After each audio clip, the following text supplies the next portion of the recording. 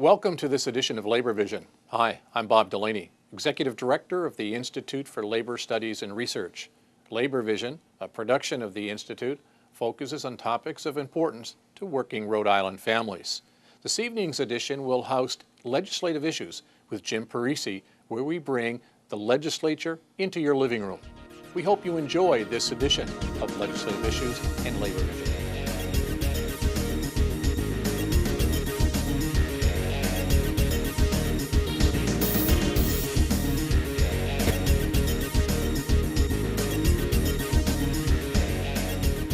Thank you for joining us for this edition of Labor Vision, where we bring the General Assembly right into your living room.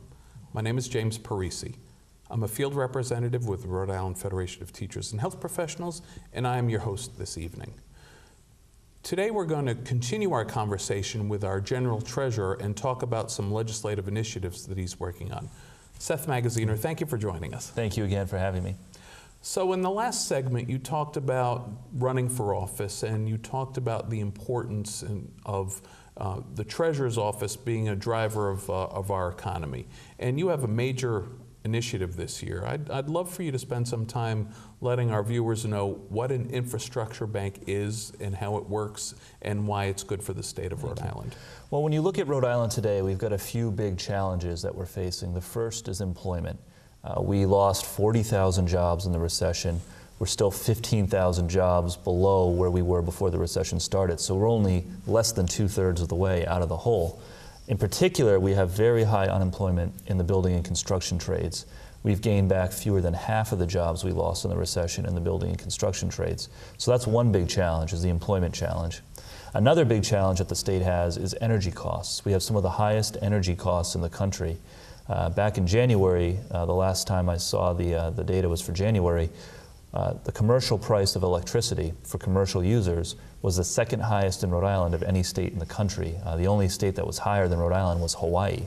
So we've got huge unemployment, especially in the construction trades, and we have very high energy costs that are weighing on families and businesses and taxpayers too, because remember, our municipal governments, our school systems, they have to keep the lights on too, and it can be very expensive.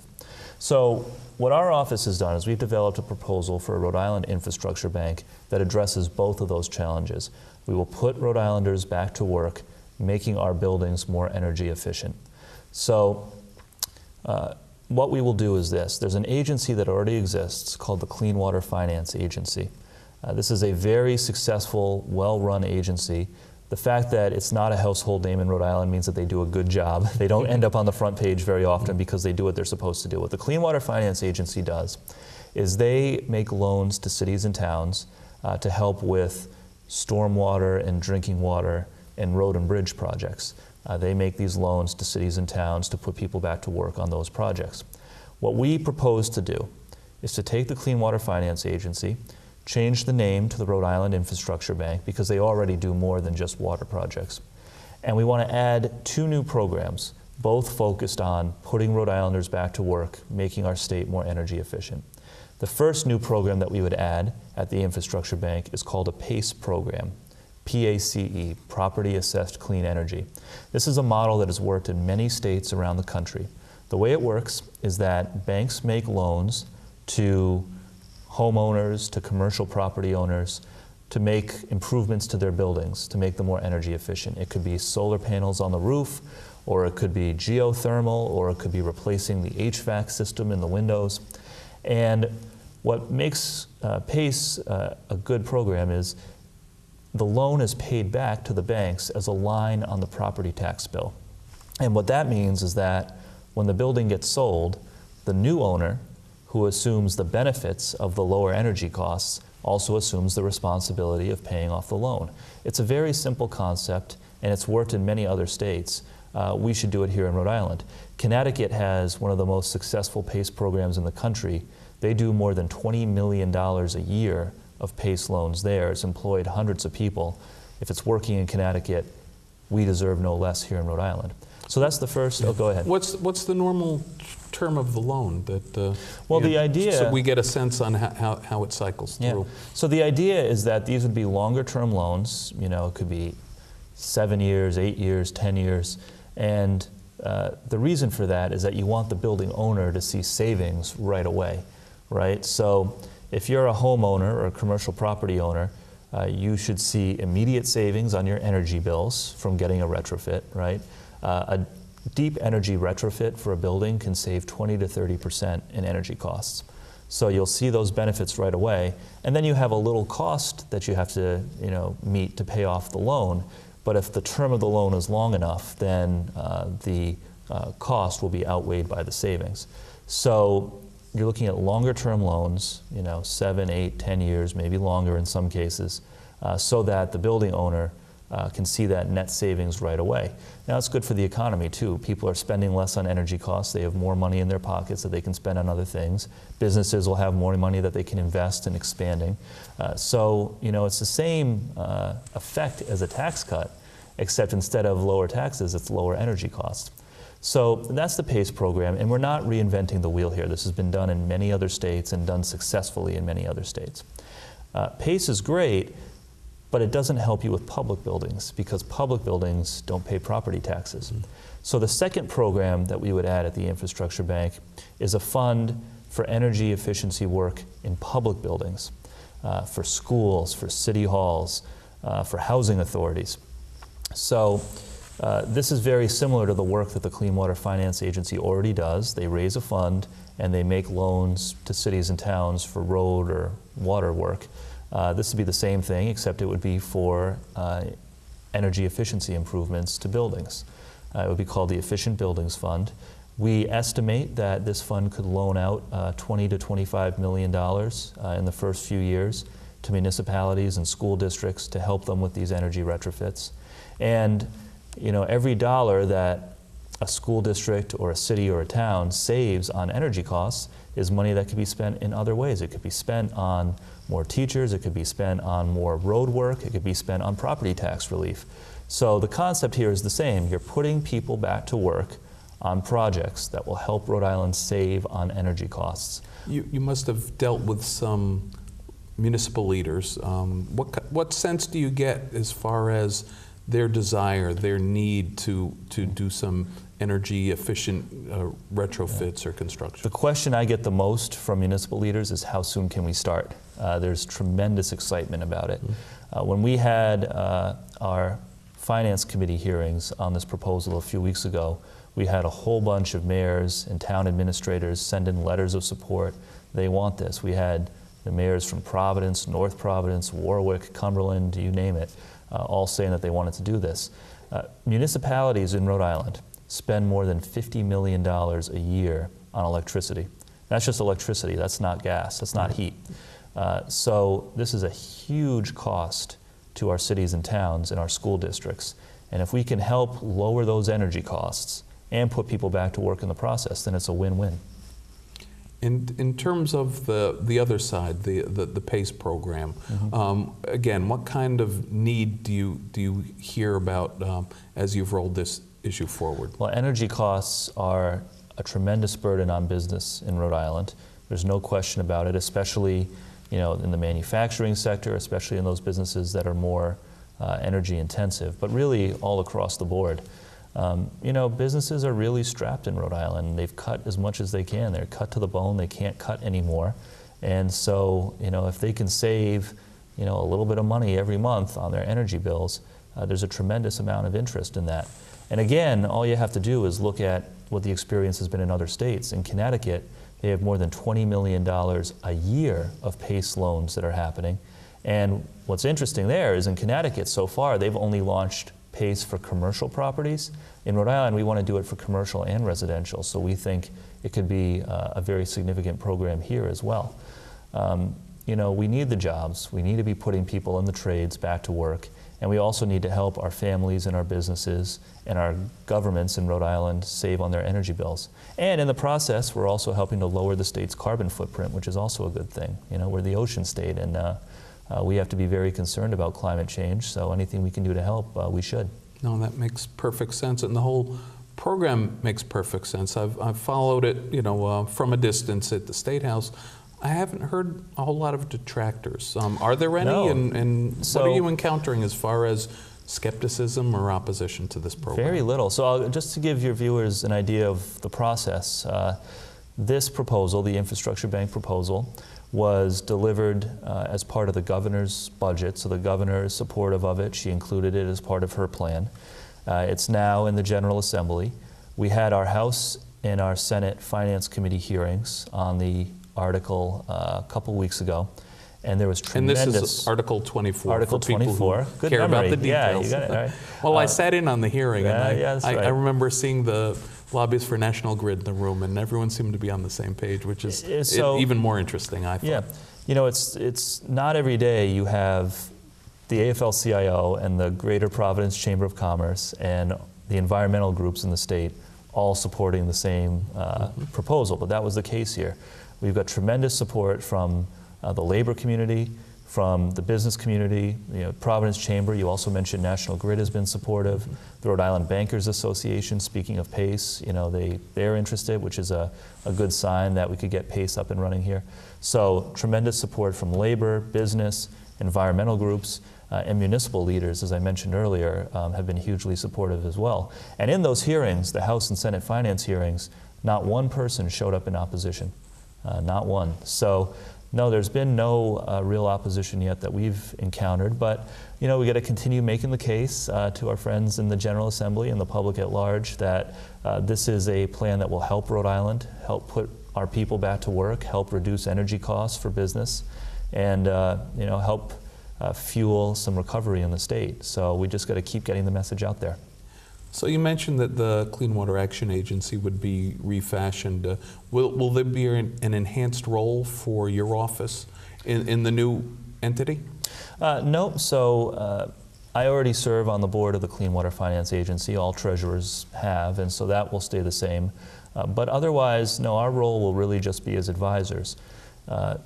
Governor Raimondo just appointed Merrill Sherman to head the agency. Merrill Sherman is one of the state's most successful bankers. She was most recently the CEO of Bank Rhode Island. So having her as the chair of the board, I think, will be a big positive. And there's a tremendous amount of enthusiasm about it in general. The Clean Water Finance Agency is a very well-managed part of state government. Their programs are AAA rated. They've never had a default in 20-ish years of making loans to cities and towns in Rhode Island. They've never had a default.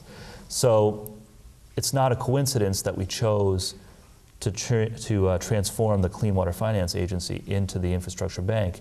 It's because we do have a lot of faith in their ability to manage these programs effectively. That's terrific. And in your talk on the infrastructure bank, you mentioned municipal buildings and schools.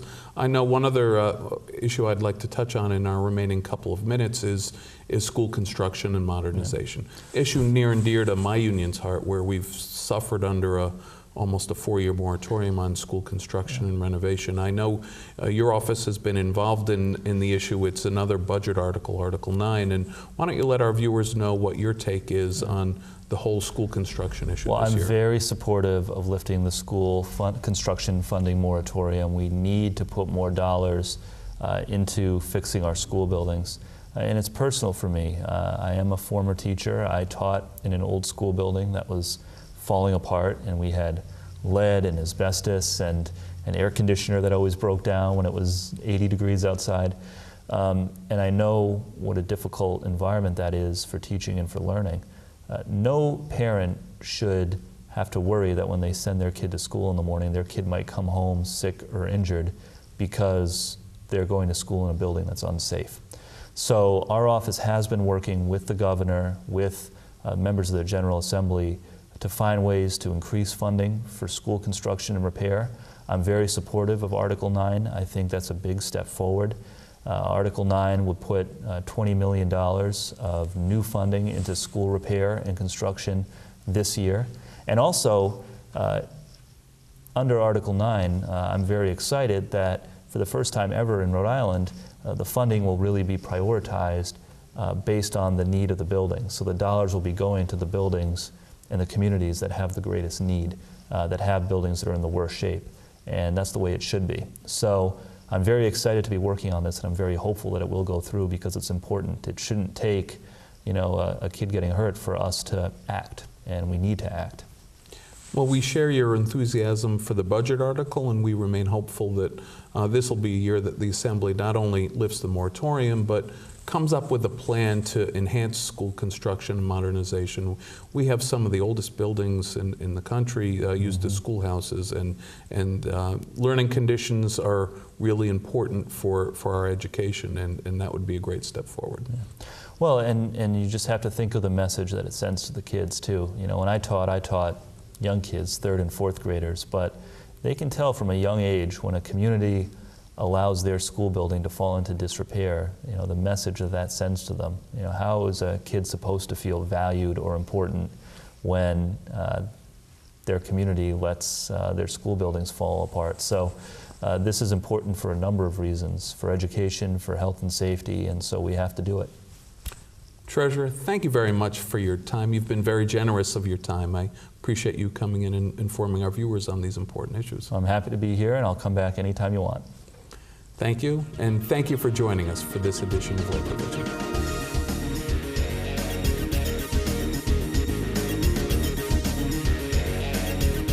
Thank you for joining us for this edition of Labor Vision, where we bring the General Assembly right into your living room. My name is James Parisi. I'm a field representative with the Rhode Island Federation of Teachers and Health Professionals, and I'm your host this evening. We are going to continue our conversation this evening on legislative issues related to the building trades. This is part 2, and joining us is Mike Sabitoni and Scott Duhamel. Gentlemen, thanks for sticking around to tape another segment on legislative issues. Thanks for having us again. Jimmy. So last segment we talked about the bond issues and we talked about apprenticeship. I know the issue of misclassification of workers is an important legislative issue, not just for the building trades, but for workers generally. Why don't you let our viewers know what issues you're working on related to misclassification in the 2015 session? Well, out of last year's session, a misclass task force was created, which is based upon the success that's happened in some other states, most notably Massachusetts, right next door to us, where it entails interdepartmental cooperation and sharing of information, which was initially difficult because there's many reasons why they can't share information. But we've always said those who are misclassing workers are often doing the wrong things, no workman's comp, many other, it's a plethora of issues. It looks like this is bearing fruit. Scott Jensen, who was just hired by the governor as the new Director of Labor and Training, is well aware. It came to us educated in these from Maryland, already knew many of these issues, and he's taken hold of this. This misclass task force, I believe, is going to bear fruit for the first time in years. As big a difficulty it is, and really a lot of it occurs in the construction landscape, it also goes beyond that. Workers are misclassified at many levels in this state. They're 1099 when they're really not. That's essentially what misclassification is. They're called a 1099 worker, yet they're under the direction of a person. They're provided materials and told what to do and what hours to work, yet when the day ends, they're 1099.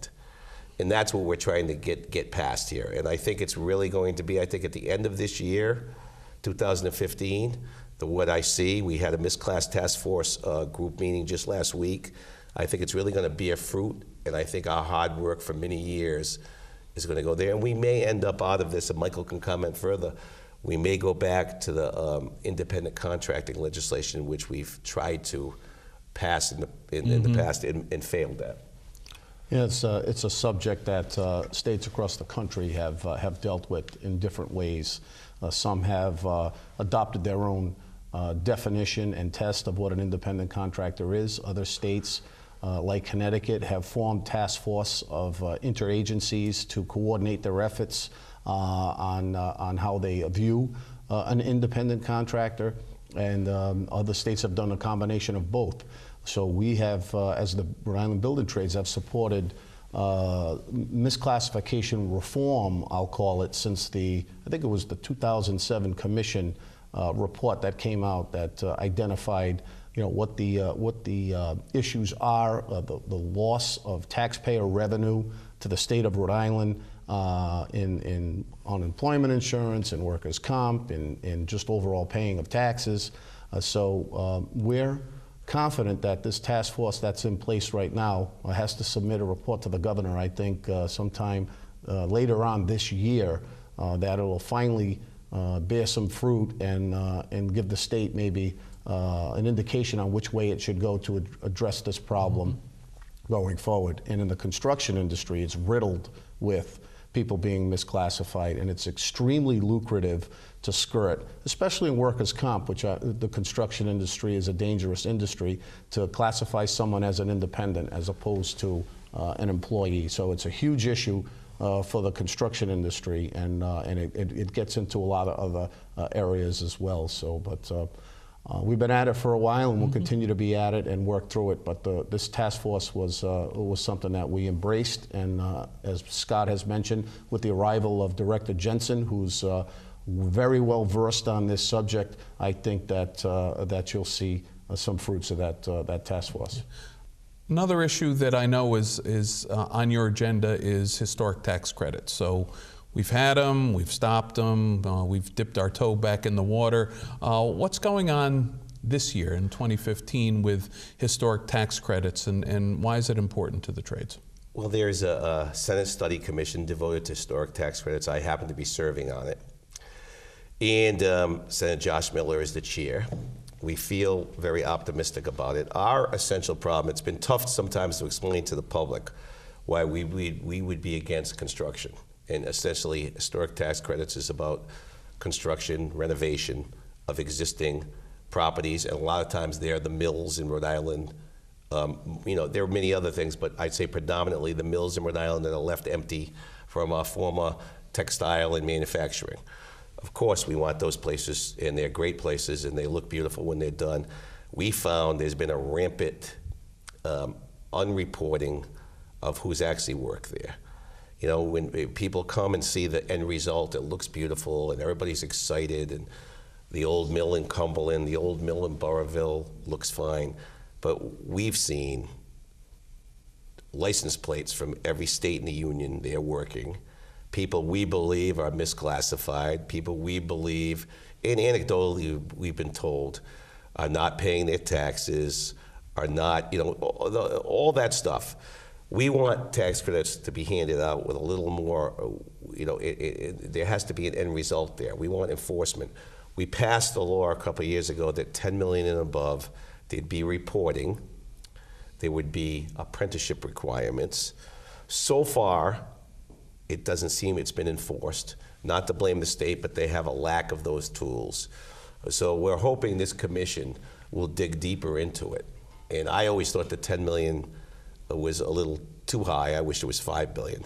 I believe they should be able to report about every worker, who has worked on that site construction-wise. That should be easy enough.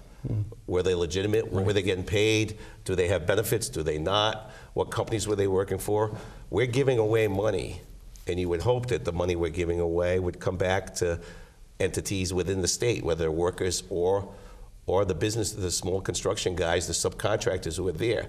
So far, I don't believe that's been the way it is. Jim, think about the ultimate irony of the state giving a tax credit to fund a program, and on some of these projects, the workers actually being paid in cash to skirt being taxed. So we'll talk about the ultimate irony. And what Scott is mentioning is not that the building trades is against any program that stimulates construction, but it's how is that construction funded and monitored to an extent where there are considerable state resources that are being put to bear so that these projects can happen, but then how are they getting from point A to point B? And it's riddled, to use my colleague's word, with misclassification, workers being paid in cash, workers of questionable status, and that's what we have seen in the past. I'm hopeful maybe that this commission comes up with some type of responsible contractor policy that would be put in place that would say if you're an owner or developer of one of these projects, that you'll just hire responsible employers. I think that sounds like a pretty simple solution if I was the state, and again, I'm going to pony up some resources so that you can go fix or rehabilitate one of these blighted properties and just say, well, if you're going to do that, just hire a licensed and reputable firm that pays its taxes and doesn't misclassify and doesn't do this.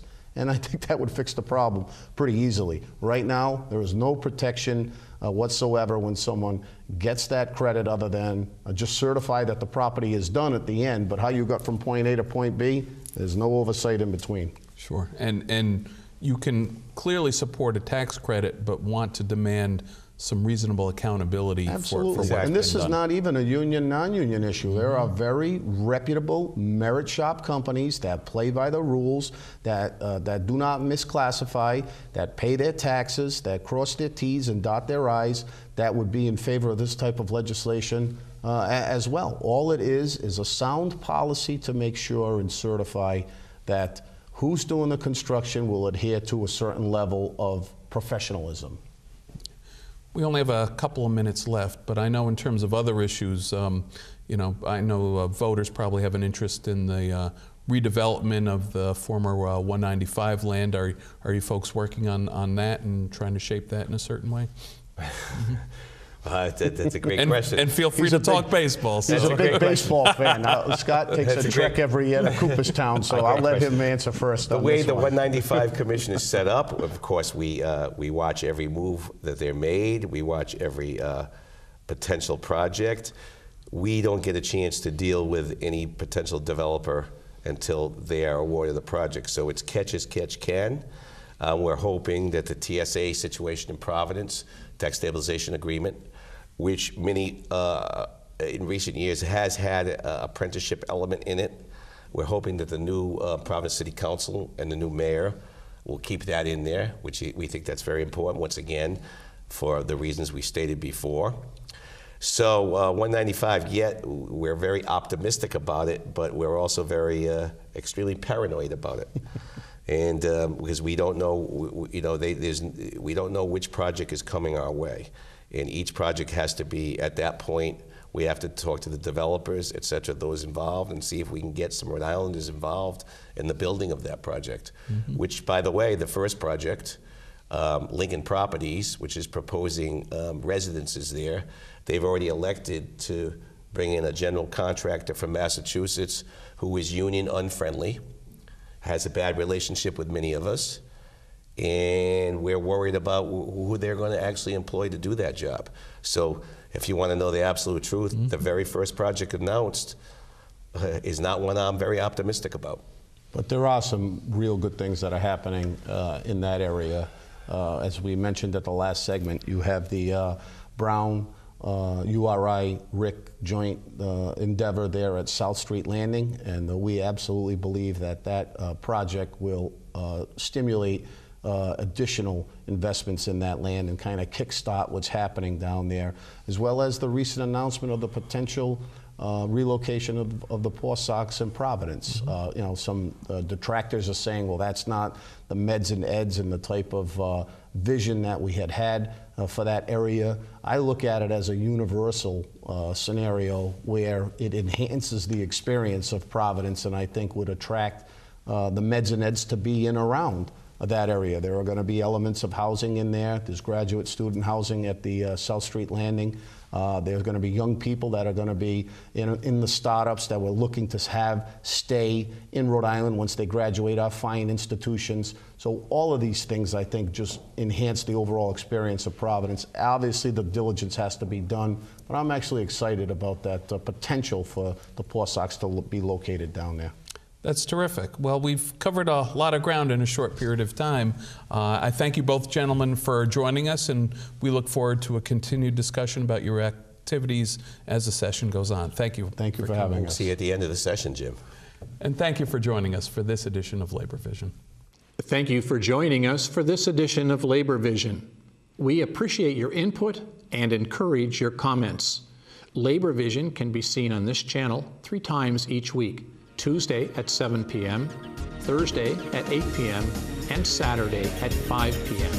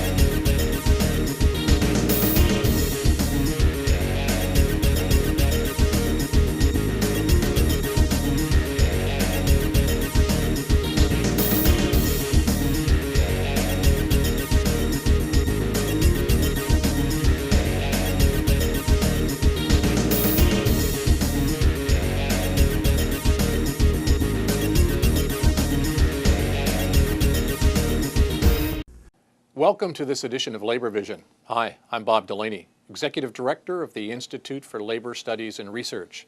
Labor Vision, a production of the Institute, focuses on topics of importance to working Rhode Island families.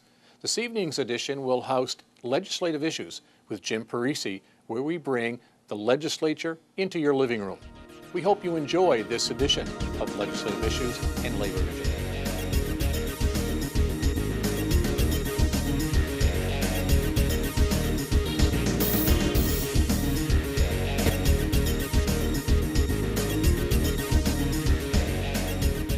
Thank you for joining us for this segment of Labor Vision, where we bring the General Assembly right into your living room.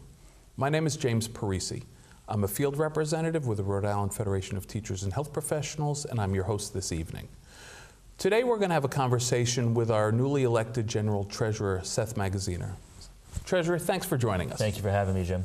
So before we talk about some substantive issues, which we'll do in the next segment, such as your infrastructure bank initiative, why don't we talk a little bit about your political background and what your office does? First of all, this was your first run at office. What got you involved in politics in the first place? Well, I'm a born and raised Rhode Islander. I grew up here, I live here, and I'm very motivated to make sure that Rhode Island is a better place.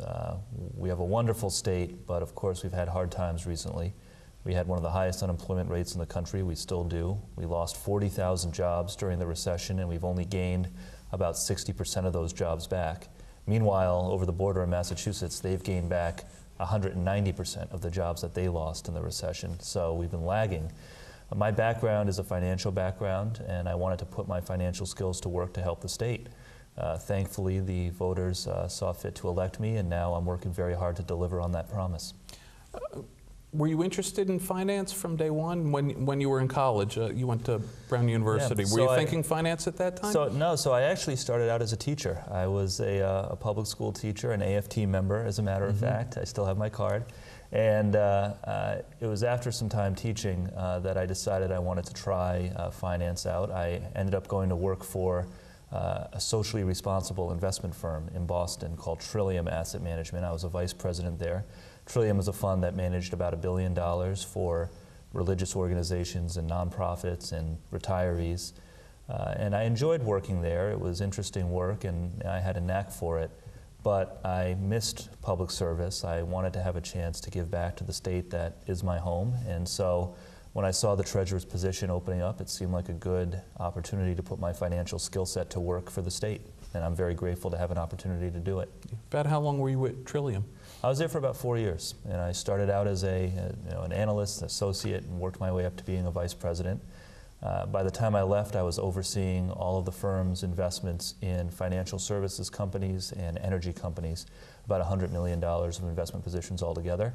But now, managing the state's pension system, it's a whole other world. It's an $8 billion fund and one that a lot of people rely on. So my first priority as treasurer is to make sure that we get a strong, stable return on our investment in the pension to help all those folks. Sure. So you had a contested primary, and then you had a general election race as well. What kind of themes did you talk about? What were the talking points that you used on the campaign trail to convince Rhode Islanders to put you into office? My big focus on the campaign was the idea that the treasurer's office can be used as an engine for economic growth. So the treasurer's office doesn't have to be just about balancing the books and the minutia of the state's finances. It can also be an opportunity to launch exciting initiatives that'll help put people back to work and move the state's economy forward. So during the campaign, I released some ideas for how to do that, one of which was establishing a state infrastructure bank to put people across the state back to work, repairing our roads and our bridges and our schools. That's something that we've delivered on so far since I took office. We've proposed an infrastructure bank, which I know we're going to be talking about later on in the segment. We've been working with the governor and the General Assembly and others on putting Rhode Islanders back to work, repairing our school buildings. So the reason that I think I was successful during the campaign was that I talked about the treasurer's office not just as a bean counting office, but as a center for economic growth and a center for ideas for how to get Rhode Islanders working again. I think that's ultimately why I was successful in the campaign, and it is what I've been devoting my energy to since I was elected. Yeah. Our prior treasurer was known not solely, but primarily on pension issues. But I don't think most of our viewers have a sense on the breadth of responsibilities that your office holds. Starting with pension and investments, why don't you let our viewers know what you are responsible for? Yeah, so the most important responsibility of the office does have to do with the pension system. This is a system that 60,000 Rhode Islanders rely on for retirement income. All of the state's teachers, state workers, many of the state's police and firefighters, about 60,000 people altogether. It's an $8 billion fund. So we manage that. We also manage the investments of, for example, the College Bound Fund, which helps thousands of Rhode Island families save for college. That's about a $7.5 billion program. So overall, managing the state's investments, you're talking about over $15 billion. But there are other programs in the Treasury as well, including some very interesting ones. One is the Crime Victims Compensation Fund. This is a fund that exists to help victims of violent crimes and their families to reimburse them for expenses related to the crime. So it can be medical expenses not covered by insurance, relocation expenses, cleanup expenses. Last year, the Crime Victims Compensation Fund out of the Rhode Island State Treasury assisted about 500 people across the state with about $2.5 million to help them pay for those expenses. We also manage the state's unclaimed property fund. Unclaimed property is a fascinating aspect of what we do. When, for example, a life insurance policy goes uncashed, maybe you were the beneficiary of a life insurance policy but you didn't know about it, or it never reached you, the insurance company doesn't just get to keep that money, they turn it over to the state and it can be claimed anytime. Same thing with safety deposit boxes at banks. So altogether, Rhode Islanders right now are entitled to about $300 million of unclaimed property that they can claim at any time. So the easiest way to find whether or not you have any unclaimed property with the state treasury is to go to missingmoney.com. You can just enter your name, your state, and it will tell you whether or not you have any unclaimed property. But we typically, the state of Rhode Island typically takes in the neighborhood of $20 million a year of unclaimed property, pays back more than $10 million a year once people claim it.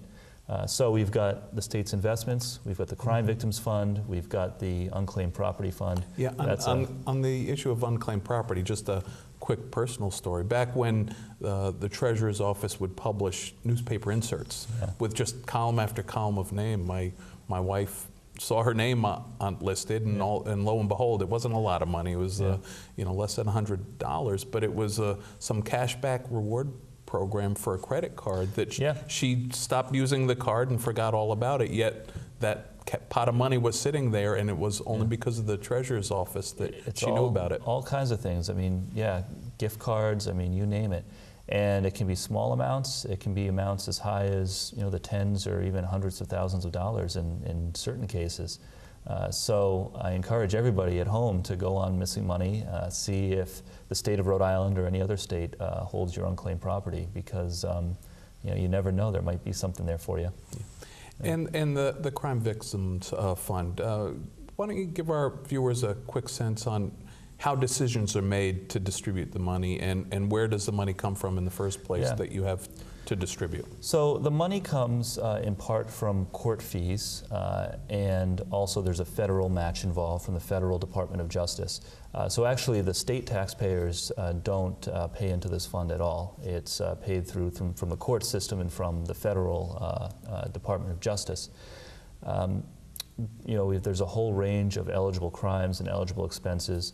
It's unfortunate, but when Rhode Islanders are the victims of whether it's an assault or in the worst case scenario, a homicide of a family member, we want to help people out while they're down. Rhode Island, we're a community, we look out for each other, and when people are in their most vulnerable and when people are hurting, we want to be able to do what we can to help them. So, as I said earlier, over the last year, the Crime Victims Compensation Fund has reimbursed about 500 Rhode Islanders for expenses totaling $2.5 million, and it's everything from funeral costs, medical costs, relocation. One type of crime that recently became eligible for relocation is domestic abuse. We want to make sure that for victims of domestic abuse that they're able to leave that situation to leave their abuser, and we can reimburse them for stays in hotels or to help them pay for a down payment on a new apartment. That's a very sad but a very necessary service that our office is proud to offer. That must be very fulfilling when you're able to help people who really need a hand after being victims of a crime. It is. It's difficult subject matter. We have a very talented staff running the Crime Victims Compensation Program out of Treasury. And it's not an easy job, but it can be very uplifting to be able to help people out when they're in a time of need. So another aspect of your work is ruling over pensions through the retirement board. So we have a retirement board that consists of some worker representatives as well as some representatives of you and the governor. And you chair the board. Why don't you let our viewers know what kind of issues the retirement board deals with as it relates to public pensions? Well, the retirement board oversees essentially every aspect of the pension system except for the investments. The investments are managed by the State Investment Commission, which is a separate, specialized committee. But for example, one of the issues that we're talking a lot about with the retirement board lately is customer service. We have 60,000 people who have been through a very difficult and very confusing time with the different waves of pension reform, and now this new deal, assuming the new deal goes through. This is a very confusing time to be a member of the system, to know what your benefits are going to be, to understand how to navigate the system. And so one of the things that we're talking about on the retirement board is how do we make sure that there's good financial counseling available for people in the system? How do we make sure that people are able to easily access information about what their benefits are going to be? As part of this, there will probably be a website overhaul. There'll be lots of written communications. I think there'll be an effort to do more in-person outreach with members of the retirement system. This is, again, a 60,000 person client base we have, and we have to make sure that we have a system that's easy for them to navigate. And the final aspect of your office that I'd like to touch on more is investments. So you just mentioned that you have a separate investment commission. What kind of activities do they do to oversee this huge pot of money that you're responsible for? Well, the State Investment Commission oversees a whole range of the state's investments. The biggest and perhaps the most important is the defined benefit pension system that serves 60,000 Rhode Islanders. We also oversee the defined contribution portion of the pension system, the college-bound fund, the state's short-term cash investments. So there's a lot there. I'm proud to report that we're off to a good start this year. As a matter of fact, we just released our first quarter investment performance for 2015 a few weeks ago, and we beat our benchmarks. We beat the discount rate. We beat a 60-40 representative stock bond portfolio. So we did very well the first few months of the year. Now, I tell everybody don't get too excited. It's just 3 months, but we were off to a very good start. If you think about it, our goal for the pension fund is, on average, to make about 7.5% a year. That's the standard that we hold ourselves to. That works out to roughly 1.8% a quarter that you have to make every quarter on average. And in the first quarter of 2015, we were over 2.2%, so we were well ahead of that pace to get to 7.5. So we're going to continue to work hard to try to keep that pace up. The financial markets are volatile, so they're also at near historic highs, and that must be its own challenge to you. Yeah, it's hard to find a bargain these days, not just in stocks, but across all asset classes. We're looking to diversify the portfolio. We've been looking at infrastructure, we've been looking at real estate and other areas, and it's hard to find a deal. A lot of asset classes are looking, I wouldn't say overvalued, but fully valued right now, so it makes it challenging. But we're off to a good start so far, and hopefully that continues. That's terrific. And I thank you very much for your time. Don't get out of your seat. We're going to continue our conversation talking about your legislative initiatives. Thank you for joining us for this edition of Labor Vision. And again, tune in next week when we talk about the infrastructure bank, the issue that the Treasurer has spearheaded. Thank you.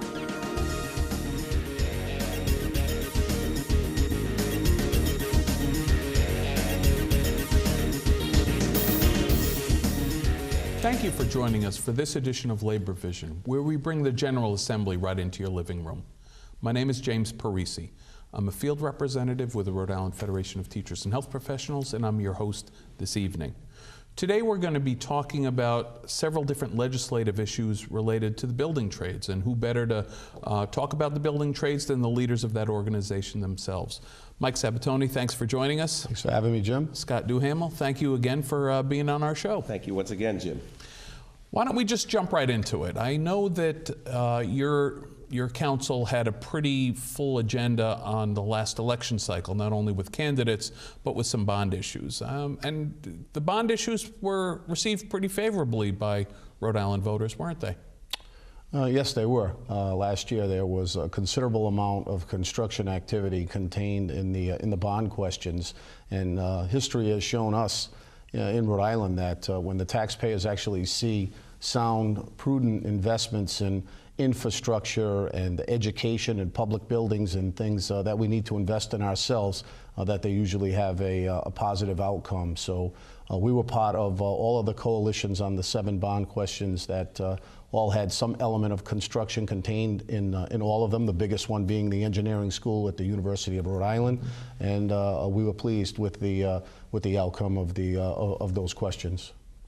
Scott, I know you've talked in the past about how long it takes to go from bond approval to getting your members at work. Do you also have some projects that are already in the works so that you're seeing an uptick in activity already? Not quite. I mean, this year will be a better year for us. The bond question a few years back, the Bristol Vet Home, is about to get in the ground this year. We're at the URI Chemistry School, which is about halfway through the process. South Street Station, which did have a legislative aspect because of the URI Rick Nursing School, that looks like that will hit the ground running this year. All of those are good. It's funny that you asked that.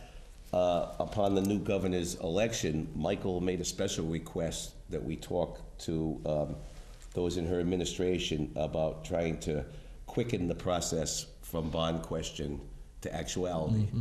So that's the subject we're still, we hope to promote, and the governor seems to have her ears wide open about this. So we're hoping we can find a way to quicken the process from bond question to, as we would call it, getting in the ground.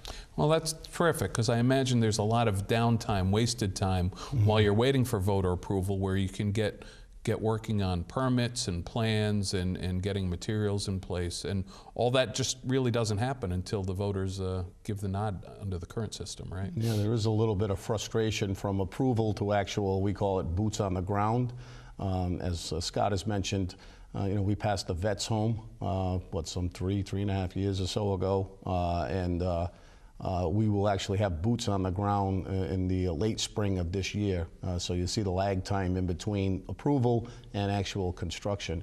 And some of these projects, for instance, the engineering school I mentioned at URI, already have considerable plans and documents completed. So our request of Governor Raimondo and her staff was to, where we can expedite and where we have projects that are close to shovel ready, try and expedite the floating of those bonds and the commencing of construction activity for those projects. Yeah, I know the governor and pretty much everyone else running for election talked about jobs in the economy, and the sooner we get things done, the better, I imagine, not only for your members, but everyone who's interested in seeing our economy grow in this state. It seems it was one of those legitimate campaign promises, because I think there really is an effort to make this go a little quicker. It's funny, as far as our membership goes, we'll be honest, we get them all involved. They get out there, they put lawn signs out, we have people at the polls, they tell their families, they inform them about bond questions. Mm-hmm. They really do everything within their powers to get these bond questions passed.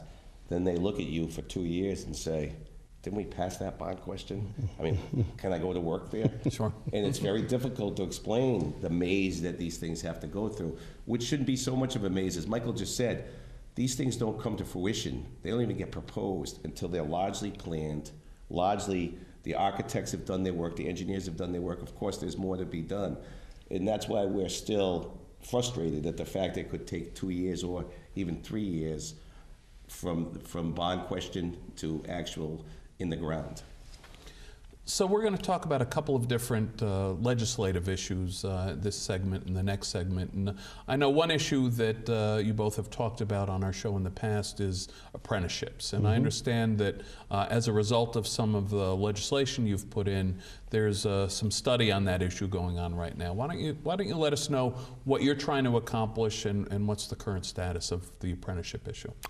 Over the last couple of years, we've entertained and had supported legislation that would give a certain amount of hours to be dedicated on public works projects in the state of Rhode Island to apprentices, registered apprentice, via a registered apprenticeship program. And in light of the fact that we've been supporting that, it has been passed by the Senate the last 2 years and has reached some difficulties in the House. There was a special legislative commission that's meeting right now to identify and to address potentially if there is some way that the state can come up with a sound public policy on how to utilize apprenticeship on public works projects. And you know, it's something where we see in our industry with an aging population in the construction industry. Average age of a tradesman and women in Rhode Island, across the country for that matter, is somewhere around 50 years old. And you know, this is a way to start the cultivating of the next generation of trade worker, and again, utilizing sound policy to get that done. Now, whether it's via dedicated man hours and of a way to do that as you know, some set-asides, or incentivizing how to get that done on public works projects. We know that there's a need. There's going to be a huge shortage of in our workforce, in our industry in 2022 and beyond, and we're starting to try and prepare for that and create opportunities in our industry so that even in a tough economy with an aging population, we can plan for the future. And the state has a huge vested interest in that. I know when I listen to some of the legislative leaders talk about our economy, they talk a lot about workforce development, and there isn't a whole lot of structure around that whole issue in most of our economy, but the trades have been fully invested in this issue for a long time. You are really leaders and probably have something to show the rest of our state on how to develop a workforce. Well, it's funny you say that, but you know, the trades 100-year history, blueprint of apprenticeship. Right now at the federal level, it's become examined, and they're looking to do it in so-called non-traditional areas of apprenticeship because it's worked so well for us. So that's absolutely true. And the funny thing about apprenticeship is it's another way to say local hire, because any legislation we've looked for, you have to have a state-approved apprenticeship program, which, as much as it hurts me to say, but let's be truthful, it's a union-neutral term because there are non-union construction firms, legitimate ones, that can have an apprentice program. And at the very least, it'll put Rhode Islanders to work there, young Rhode Islanders who are entering the construction trade. So one way or the other, whether it's us, which of course I prefer, or it's those few non-union open shop companies that have a good apprenticeship program, they have to be Rhode Islanders, young Rhode Islanders, entry-level work, and as we always say, get paid while you learn. When you're an apprentice, you do have to go to school, but you're actually out in the field getting paid to learn your trade, your craft, and get through it and become a journey person. So, you know, without a doubt, the history is there, and our success level has been there over the years, 100 years of it. And Andrew Cortez, who's a good friend of ours, Building Futures, which is a pre-apprentice program in Providence, he's been talking to the feds because he's on the Federal Apprentice Council, and they're really looking to take this into non-traditional areas, which I think is a great thing, apprenticeship on all levels. Well, Scott mentions two important things. One important factor of misinformation that we hear from time to time is it's restrictive to just Rhode Island, where it's illegal to be restrictive. So any registered program with the Federal Department of Labor would suffice for what we're looking for. So companies from Massachusetts, Connecticut, we've had companies in here as far away as Alaska, Seattle. If you've got a registered program with the Federal Department of Labor in that state, then it would reciprocate to what we're trying to do here in Rhode Island. In addition, Scott mentions also our model of actually incentivizing your skills and your aptitudes to become a journey person. So as you do the schooling and as you work the hours of the on-the-job awareness as well, then your pay increases as you reach those milestones. And that's the true success of apprenticeship. Unfortunately, in this economy, we have a lot of people that are have been laid off in other industries, have life responsibilities. They don't have time to go back to even a 2 or a 4-year scenario to get retrained or to get a college education, whether a junior college or a 4-year college, and then re-enter the workforce. So this model makes absolute sense in non-traditional to get people that are looking to get into other industries using the construction industry apprenticeship model for men and women that are looking for opportunities maybe in another career, but allow them to earn while they learn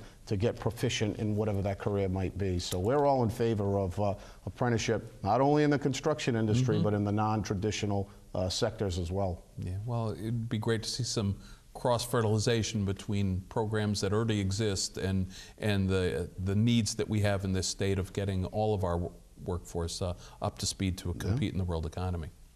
Unfortunately, that's enough time for today, but stay in your seats because we're going to continue our conversation and we're going to follow up with a part 2 of a discussion on legislative issues related to the building trades next session. Thank you for joining us. Thank you for joining us for this edition of Labor Vision. We appreciate your input and encourage your comments. Labor Vision can be seen on this channel 3 times each week: Tuesday at 7 p.m., Thursday at 8 p.m., and Saturday at 5 p.m.